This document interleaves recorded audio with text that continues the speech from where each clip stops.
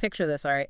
You are standing right in the heart of Rome. Oh, the absolute best feeling. Right. It is a crisp, beautiful morning. You have a perfectly crafted espresso in one hand, maybe a warm, flaky cornetto in the other. Essentially, you really can't skip the cornetto. You cannot. And you can hear the distant buzz of Vespas zipping over those cobblestone streets. You should be in absolute vacation paradise. Right. But instead, you have this cold, heavy knot of dread sitting right in the pit of your stomach. Because today is the day. Today, you're tackling the Vatican Museums and the Sistine Chapel. Oh, man. Yeah. That is a very specific type of travel anxiety. It really is. And that is exactly what we're getting into today. Welcome to this deep dive on the travel podcast by ExcursionPass. We're tackling that knot of dread today, untangling it so you can actually enjoy your trip. Because looking down the barrel of the Vatican, I mean, you are facing one of the most densely packed, historically overwhelming, and just logistically complicated tourist sites on the entire planet. Exactly. You want the transcendent experience, but there is a very real fear that you are just going to be, surviving a crowd. Surviving is the perfect word for it. Right. And I know the objection already forming in your head. You're sitting there listening to this thinking, do I really need to drop over $100 on a guided tour to look at some old paintings? The classic objection. Totally. You're thinking, I have a smartphone. I can read a Wikipedia page. I can just buy a basic entry ticket and wander around on my own, right? Well, okay, let's unpack this. Going into the Vatican solo is, honestly, it's like trying to navigate a sprawling, chaotic IKEA maze while blindfolded. Oh, that is a terrifying image. Right, like you'll eventually get out, sure, but you will completely miss the point of the furniture, you won't know what you're looking at, and you're just going to leave frustrated with a massive headache. A headache and no meatball. Exactly. So let's look at the specific options we pulled from the source materials to solve that problem. Yeah, what are the actual numbers here? Well, on one hand, you have the ExcursionPass tour, which runs about €110 for a highly focused 2.5-hour route. Okay, 2.5 hours, that's manageable. Yeah. And on the other hand, there's the Walks of Italy tour. That one starts around $97.95 for a slightly longer 3-hour experience. Gotcha. So pretty comparable in price and time. Very comparable. Both of these cap their groups at a maximum of 18 people, which is crucial, and both include headsets. Oh, let me stop you right there. Those headsets, they are a survival tool, not some luxury pook. Oh, absolutely. A total necessity. Because the ambient noise inside these galleries, I mean, it is a constant echoing roar of thousands of people just shuffling and whispering. If you do not have a guide's voice piped directly into your ear, you are just completely isolated in this sea of noise. You're just drowning in it. Yeah. But I was actually looking at the arrival logistics for these tours, and I noticed a ton of reviews talking about people getting denied at the door, like before the tour even starts, even with a valid ticket. What is actually triggering that? It's the dress code. People forget the Vatican is not just a museum. Right, it's a literal country. Exactly. It's a sovereign state and the epicenter of the Catholic faith. So the Swiss guards enforce a strict religious dress code. Knees and shoulders, right. Knees and shoulders must be covered, no exceptions. You constantly see tourists who treated this like a casual Roman holiday, realizing right at the security checkpoint that their outfit is a total liability. Oh, man. Cue the frantic pulling down of the shorts. It is so awkward to watch. It's the worst. You see people trying to yank their khaki shorts down low enough to cover their kneecaps while simultaneously keeping them hooked on their hips, doing this incredibly tense, penguin waddle toward the metal detectors. Just praying the guards do not notice their exposed shins. This is pure blinding travel panic. And the tour company cannot override Vatican security, right? Nope. The guards will just turn you away. It is a very harsh welcome. And frankly, that unforgiving infrastructure continues once you get inside. Yeah, how so? Well, there is a deeply insightful review from a traveler named Ape Mary. She perfectly illustrates that IKEA analogy we talked about. Okay, what did she experience? She points out that the explanatory signage inside the Vatican museums is virtually non-existent. Wait, really? None? Almost none. You go in expecting a modern museum layout, right? Yeah, like a nice illuminated placard next to a painting explaining the historical context, the date, maybe a quote. Exactly. The Vatican does not do that. Yeah. You are staring at a mind-bending, world-changing sculpture, and there is just nothing. Wow. So you're experiencing the aesthetic beauty, but you're entirely missing the narrative. Precisely.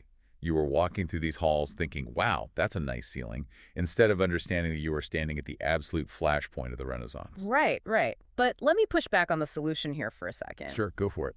Are a lot of guided tours just, well, kind of boring? They definitely can be. Right.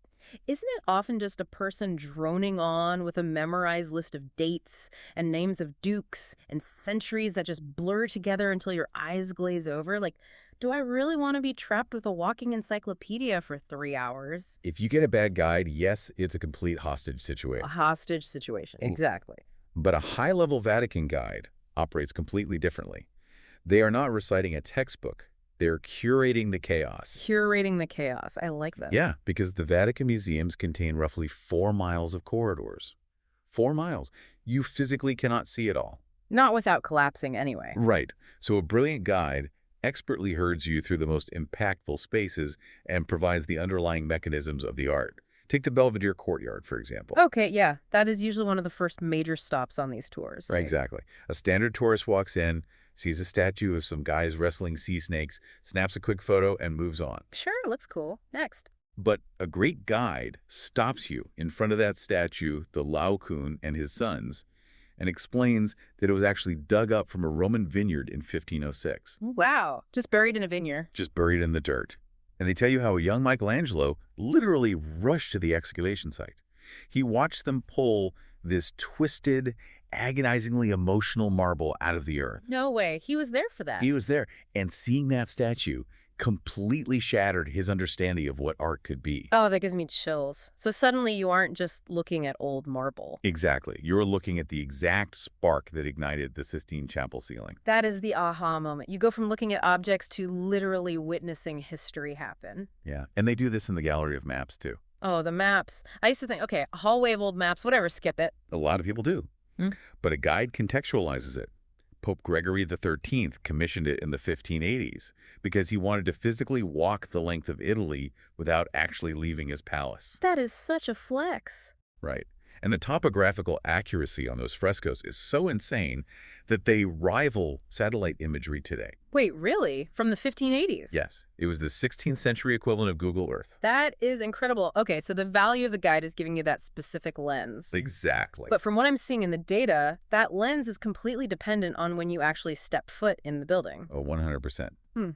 Timing radically alters the physical sensation of the Vatican. Timing is everything. Let's look at this review from Mathia Seattle. Oh, this is a fascinating one. Yeah, she describes herself as a frugal traveler, right? Someone who guards her budget very carefully. But she decided to splurge on a pre-dawn 6 a.m. tour. And the way she describes the sensory experience of that is just incredible. It really is. Imagine this. You're standing in Rome in the dead of winter. It is pitch black outside. The city is completely silent. Which never happens in Rome. Never. You walk into the Vatican Museums before the public doors open, actually walking behind the velvet ropes. You step into the Gallery of Maps, this breathtaking 120-meter golden hallway, and it is completely dark. Just you in the shadow. Yeah. And then you watch as the guards literally turn the lights on for the day. Oh, wow. The entire gallery illuminates around you. She watched the morning light slowly hit the dome of St. Peter's through the windows. That is magical. It is. You aren't just visiting a museum at that point. You are waking it up. And when you remove the crowds like that, the art can actually breathe. You can stand in front of a Raphael fresco and feel the emotional weight the artist intended, without someone's backpack just slamming into your ribs. Exactly. But we do have to manage expectations here. Yes, we definitely do. Because that pristine, empty experience is the exception, and it comes at a very high premium. We need to contrast that dawn experience with a review from Milan C. Yeah, Milan C is the reality check we all need to hear. He really is. He thought he was getting that quiet, intimate moment. Right. Milan booked a tour that was advertised as an early entrance, fully expecting this serene walk through the corridors. And what actually happened? Instead, he waited outside for an hour, only to be ushered inside right alongside hundreds of other people. Oh, no. Yeah. By the time his group reached the Sistine Chapel, they were plunged into massive, just suffocating crowds. So the early access didn't even matter by the end. Not really. He was furious, feeling the marketing had completely lied to him. Well, and this requires decoding the marketing language of travel, right? Definitely. Skip the line means you are skipping the ticket purchasing line outside the walls. Right. You are not standing on the sidewalk for 3 hours to buy a physical piece of paper. Which is a huge win, to be fair. Oh, a massive win. But it does not mean you are skipping the millions of human beings who visit this site every year. Exactly. The Vatican infrastructure basically operates like a giant funnel.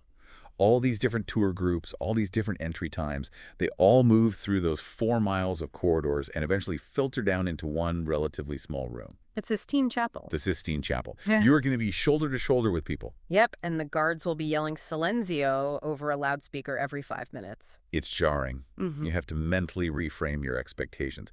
If you expect a private audience with the Pope, you will be miserable. You really will. But if you accept that it is a bustling hub of global tourism, you can still find moments of awe amidst all that noise. Completely. Yeah. And when you are stuck in that funnel, the human being leading your group becomes the single variable that dictates your sanity. Yes. A great guide acts as a psychological buffer against the crowds. Like a force field of distraction. Exactly. And the sources highlight some absolute superstars here. Like, there's a guide named Jeb who gets incredible praise Oh, Jeb sounds amazing. because he serves up the Renaissance gossip. He distracts the group from the claustrophobia by talking about the Pope's eccentricities and the, bitter, petty rivalries between the artists. Honestly, the rivalries are the best part of the history. They really are. A good guide, like Jeb, will point up at the Sistine Chapel's Last Judgment Wall and show you the figure of Minos, the judge of the underworld. Oh, with the donkey ears. With the donkey ears and a snake biting his groin. Ouch. Right. And they explain that Michelangelo painted the Pope's own master of ceremonies, Biagio da Cesena, into hell because Biagio had insulted the artwork. That is so petty. I love it. It gets better. Biagio actually complained to the Pope about it, and the Pope reportedly replied, "I have no jurisdiction in hell." That is a legendary burn. Right. And when a guy tells you that story, you stop seeing a sacred religious painting, and you start seeing one of the most brilliant pieces of petty revenge in human history. It totally changes how you look at the wall. And then there is Claudia. Oh, Claudia's a legend. Claudia's story is a masterclass in reading a room and tactical genius. So, a reviewer named Rhiannon Ellen booked a last-minute tour with a group of adults and her 9-year-old niece. Oh, boy. Yeah, taking a 9-year-old into a 3-hour historical funnel of crowds is usually a recipe for a total meltdown. That's a huge risk. But Claudia immediately assessed the dynamic, walked right up to the 9-year-old, and officially deputized her to lead the group. That is so smart. Instantly, the kid feels important, engaged, and captivated for the entire duration. Right.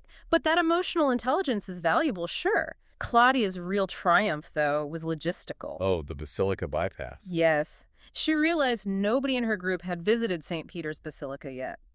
The security lines outside the basilica were stretching to a brutal 3-hour wait in the blistering sun. Just an awful way to end the day. So what does Claudia do? She completely bypasses it. She leverages her knowledge of the complex and takes them through a specific back passageway that connects the Sistine Chapel directly to the basilica. She snuck her entire group past a 3-hour line, saving their afternoon and, honestly, their feet. See, you are paying for that tactical layout knowledge just as much as the historical facts. Absolutely. But that human element is powerful, and it introduces its own risks too, right? It does. Guides bring their own perspectives, and sometimes those perspectives can violently clash with the expectations of the guests. Yeah, we see this vividly in a review from Christina D. We do. Yeah. Now, before we dive into Christina's review, we need to be crystal clear for you, the listener. Yes, very important. We are not taking sides here. We are not endorsing the guide's specific historical interpretations, and we are not validating the reviewer's anger either. Right. We are entirely impartial. We are just bringing this up because it highlights a fascinating kind of hidden friction point of visiting the Vatican. So what actually happened with Christina? Well, Christina left a blisteringly angry 1-star review, stating she could not enjoy the tour because her guide, who was actually an archaeologist by trade, was spouting what Christina felt was anti-Catholic rhetoric. Oh, wow, okay. Yeah, Christina explicitly noted that while the guide might know archaeology really well, she was fundamentally missing the theology of the space. You really have to remember exactly where you are standing.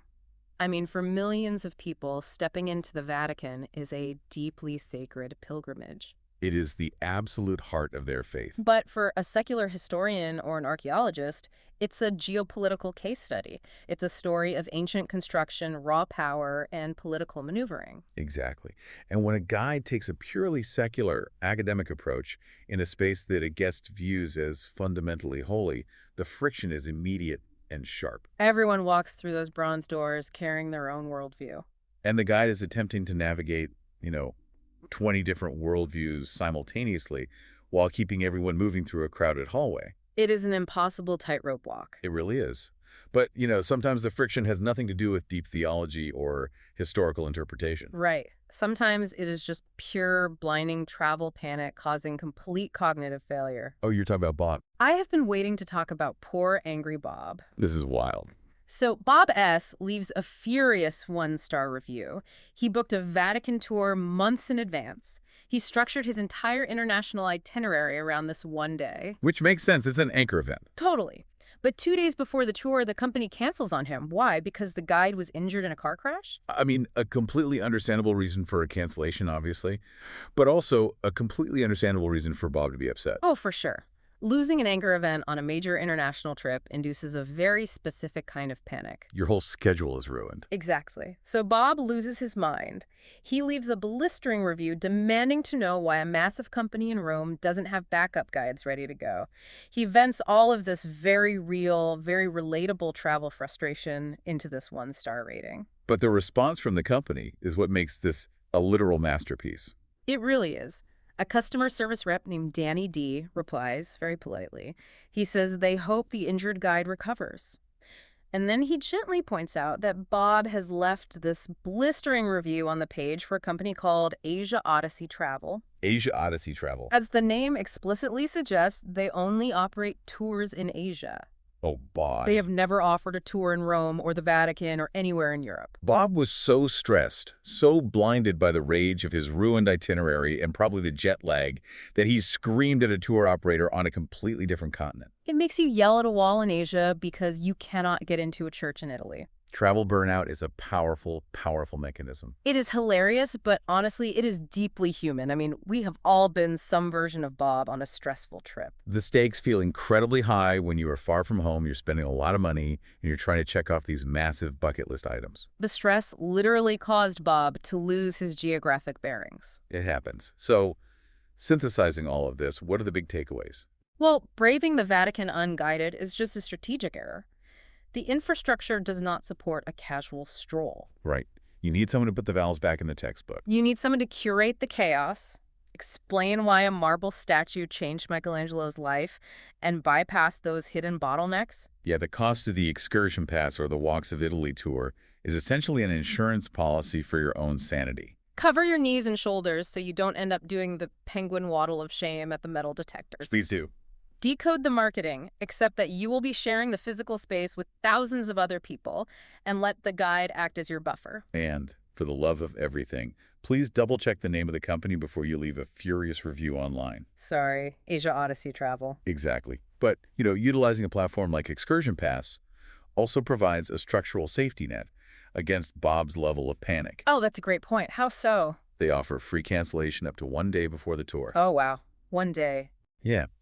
In the unpredictable landscape of international travel, having the flexibility to pivot your plans without losing your investment is a massive psychological relief. That 1 day cancellation buffer is huge for keeping the travel stress at bay. You won't end up yelling at the wrong continent. Exactly. But before we let you go, I want to leave you with a thought to chew on. Something that hovers over every single one of these reviews and this entire conversation today. Let's hear it. When you finally navigate the maze, right? When you survive the funnel and you stand under that legendary ceiling in the Sistine Chapel, you are going to be surrounded By thousands of people. The guards will be shushing the crowd. Hundreds of phones will be secretly snapping photos against the rules. The air will be thick with the noise of modern tourism. The reality of it. Exactly. So the question is, does that sheer volume of human traffic change the spiritual weight of Michelangelo's masterpiece? When we pack a sacred space with that much chaotic, frantic energy, are we still witnessing a divine revelation? Or have we fundamentally altered the space, turning the sacred into just another bucket list spectacle to be consumed? Wow, that is a heavy question. Something to mull over while you are standing in that security line, making sure your knees are covered. Definitely. Thank you so much for joining us on this deep dive on the travel podcast by ExcursionPass. We hope this unlocks a hidden layer of Rome for you and helps you find the magic amidst the chaos. Safe travels, everyone. Be sure to check availability for your own trip, and we will catch you on the next adventure.